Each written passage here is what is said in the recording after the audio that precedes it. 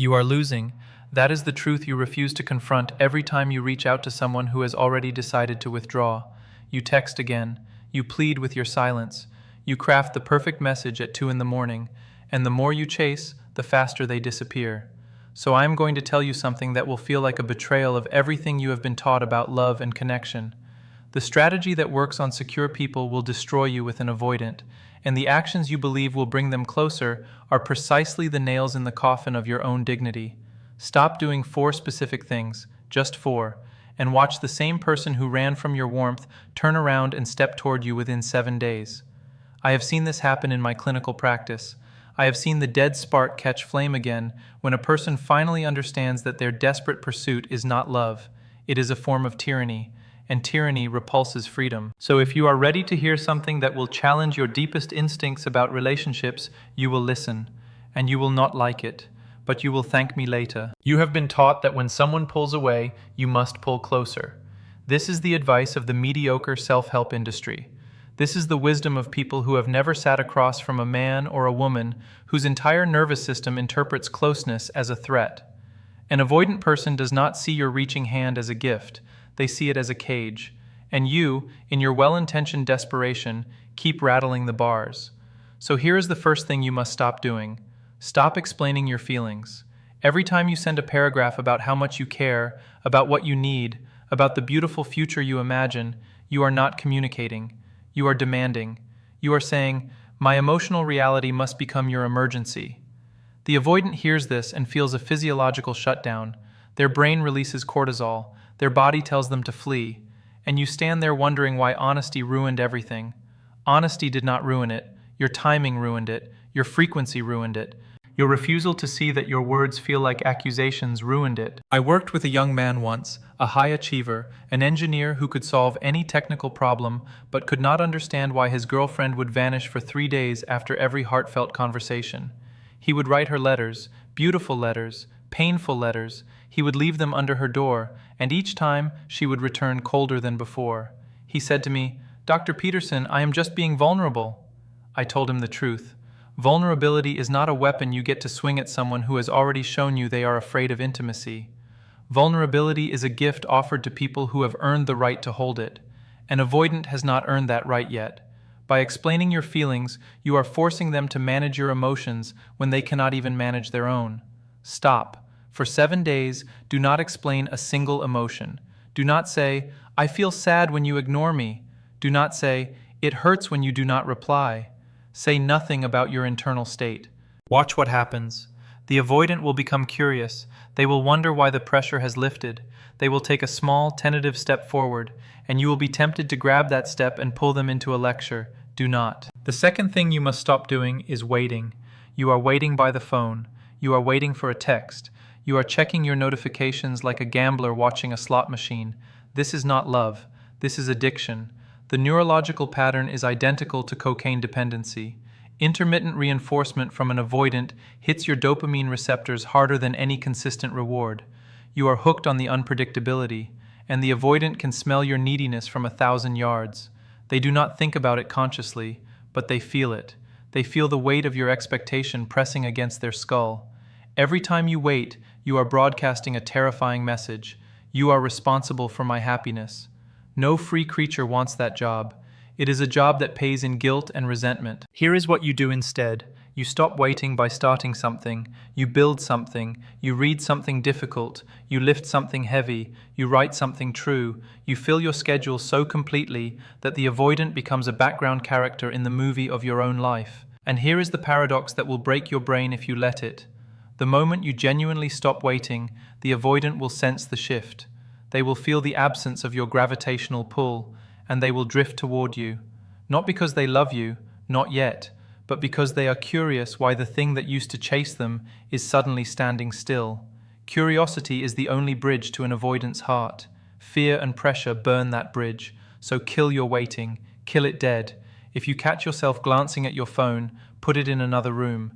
If you catch yourself rereading old conversations, go for a run.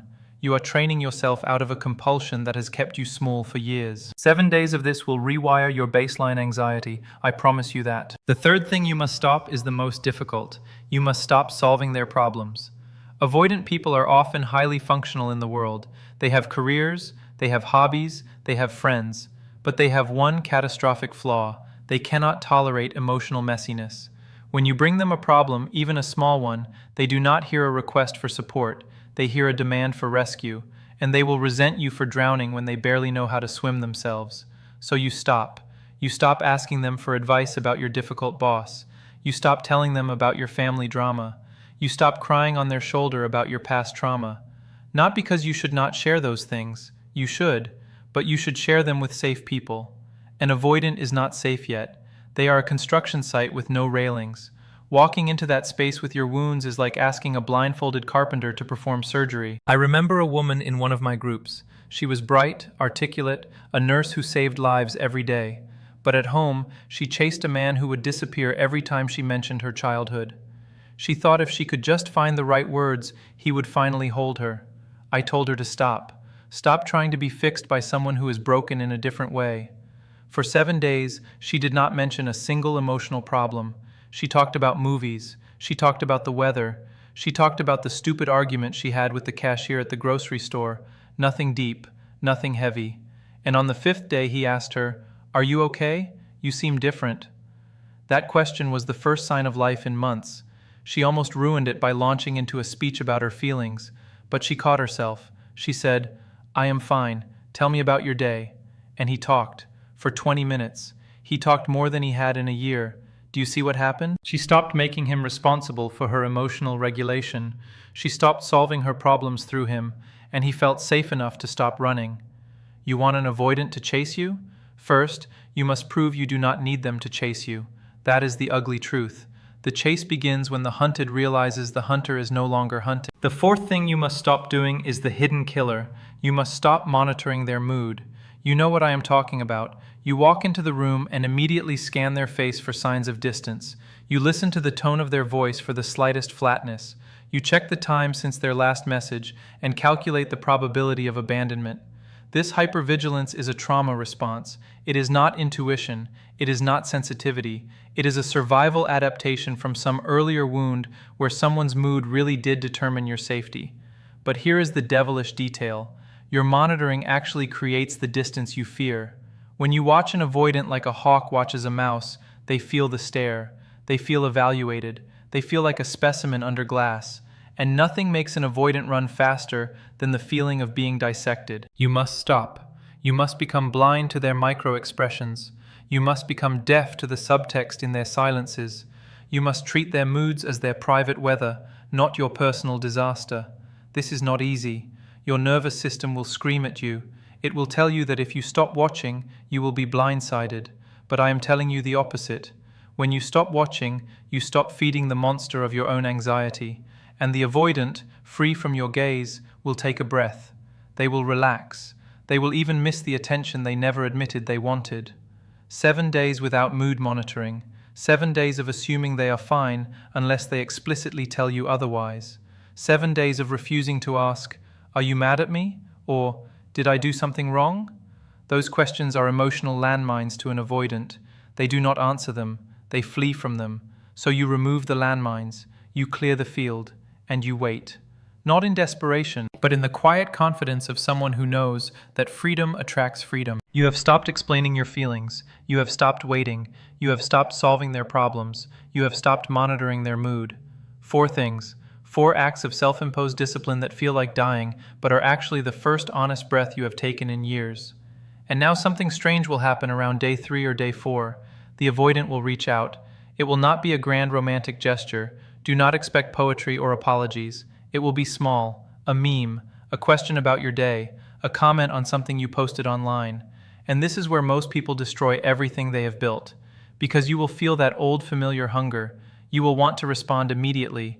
You will want to pour out all the words you have been holding back. You will want to say, "I knew you would come back. I have been working on myself. Do you see how different I am?"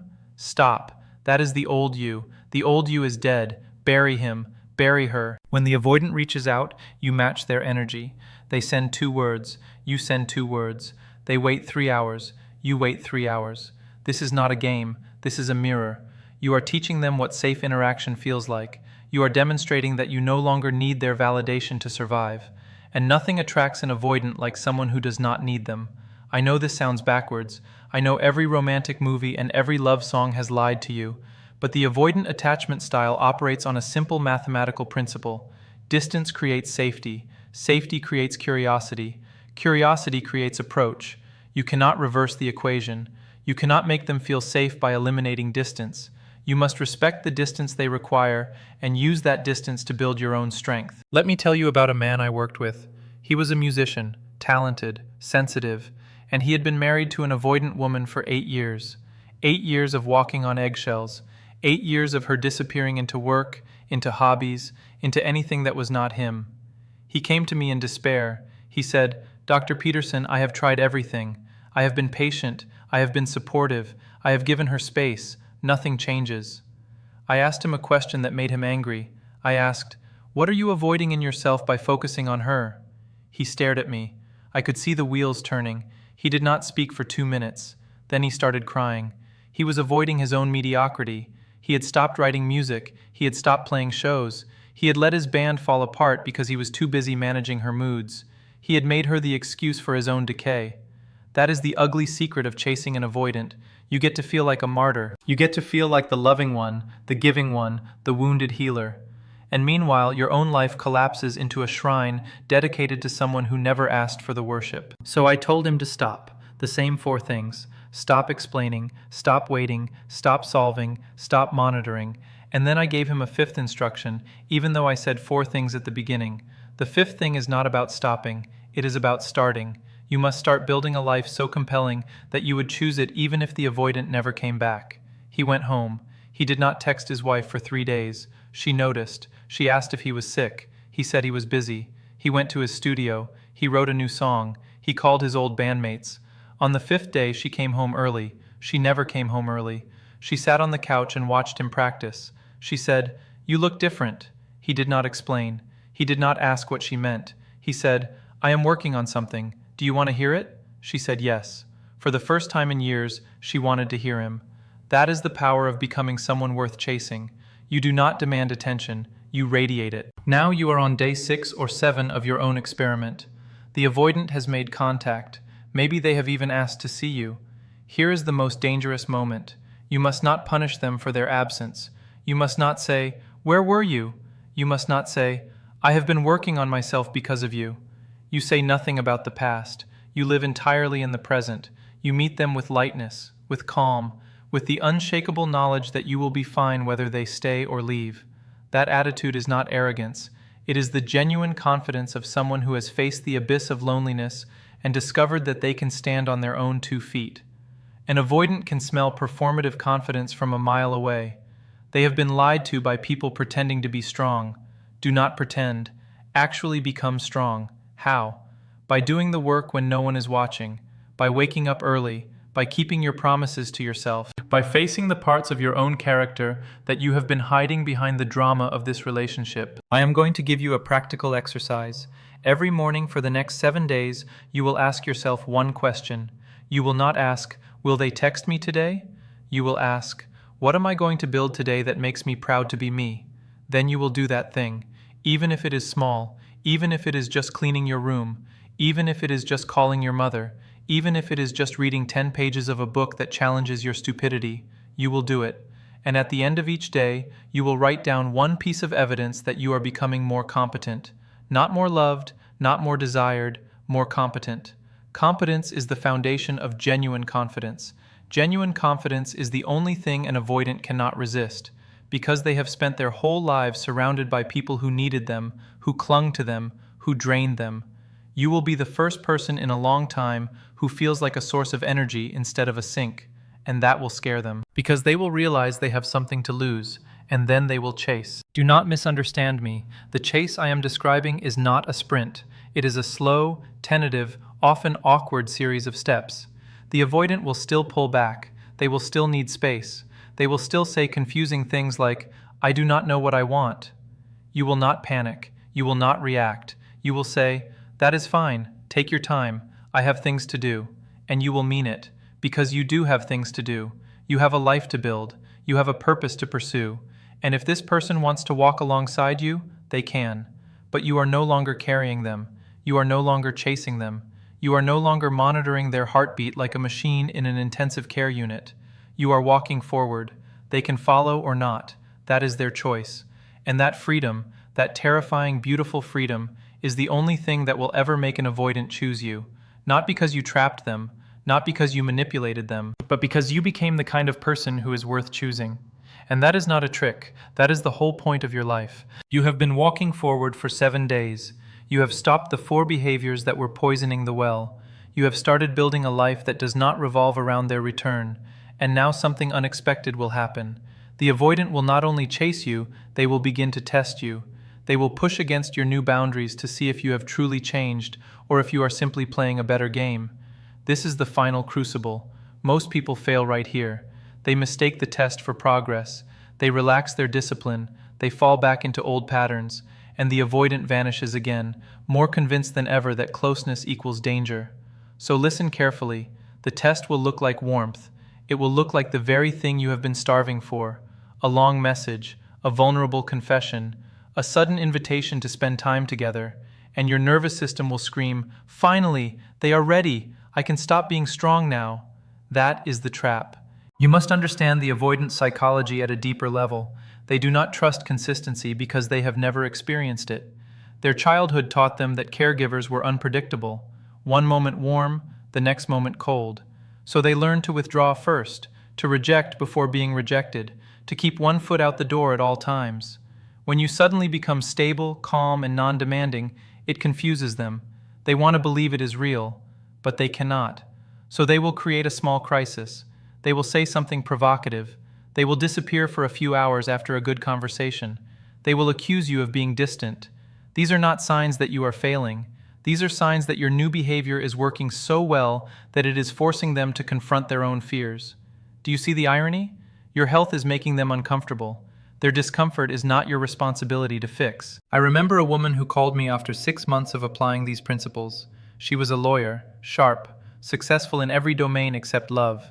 She had been chasing an avoidant man for 3 years, 3 years of her life, 3 years of her fertility, 3 years of her emotional energy. She followed my instructions to the letter. She stopped explaining. She stopped waiting. She stopped solving. She stopped monitoring. She built a garden. She started painting again. She reconnected with friends she had abandoned. And on the 10th day, he showed up at her door. No warning, no text, just a knock. He said, "I do not know what is happening to you, but I cannot stop thinking about you, and it is terrifying me." She almost threw her arms around him. She almost said, "I have been waiting for this moment for 3 years." But she did not. She took a breath. She said, "That is interesting. I have been busy. Would you like to see the tomatoes I grew?" He came in. He stayed for 2 hours. He asked about her paintings. He asked about her work. He did not mention the past. Neither did she. That was the beginning of a genuine relationship, not a perfect one, but a real one, because she proved that she could hold her center even when he finally showed up. You must prepare yourself for the possibility that the avoidant will not chase you within 7 days. Some will. Some will take longer. Some will never come back. And that is not a failure. That is information.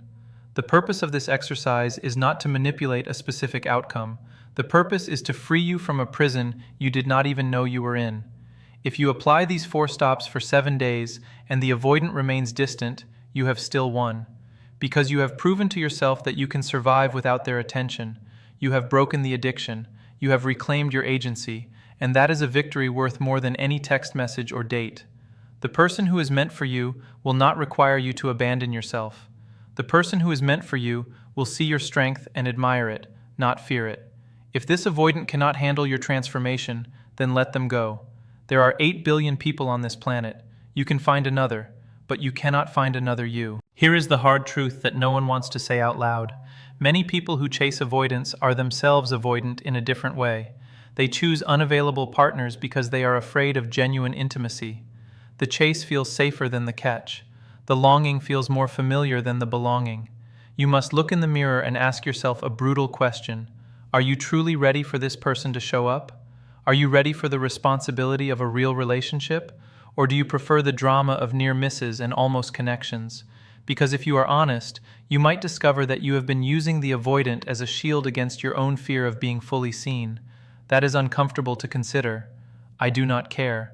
Comfort is not the goal, truth is the goal. And the truth is that you will keep attracting avoidance until you stop being avoidant about your own life. Stop avoiding your career. Stop avoiding your health. Stop avoiding your creative potential. Stop avoiding the hard conversations with your parents. Stop avoiding the discipline of daily routine.